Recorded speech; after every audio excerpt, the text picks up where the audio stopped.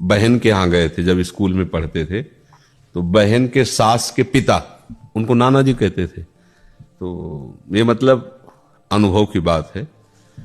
चल नहीं पाते थे, डंडा लेके चलते थे। तो बगल में ट्रक ड्राइवर का मकान था, उनकी पत्नी आती रहती थी बहन की सास से मिलने, ऐसे बैठने। तो वो उनके घर जाया चले गए, तो पिताजी कहे कि वो चाय देती थी। एक दिन उन्होंने 100 रुपया दिया, तो उनका पिताजी 100 रुपया किस काम का। फिर उन्होंने जो शब्द कहे ना, और चेष्टा ऐसी, तो उन्होंने कहा पिताजी आप पड़ोसी के पिताजी हो, आपकी अवस्था ऐसी, नहीं तो एक थप्पड़ में अभी आप लौट जाओगे। और उनको पकड़ के लाई, और वही छुट्टी में थे, जो स्कूल की छुट्टी जब होती थी गर्मियों में, तो रिश्ते नाते दारों के आ जाते। तो हमारी दीदी भी खड़ी थी, उनकी सास से कहा कि देखो दीदी, ये आपके पिताजी हैं, ऐसा ऐसा।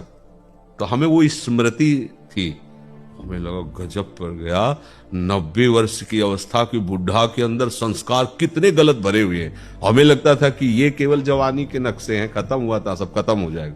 नहीं नहीं, यदि आपने यौवन अवस्था में इंद्रियों को संयम में नहीं किया, भगवान का आश्रय नहीं लिया, तो बुढ़ापे में ऐसी बुरी वृत्ति हो जाती, गंद, क्योंकि कर कुछ पाता नहीं, हवस और वासना उसके हृदय में छा जाती, क्योंकि उसकी दुर्गति होनी।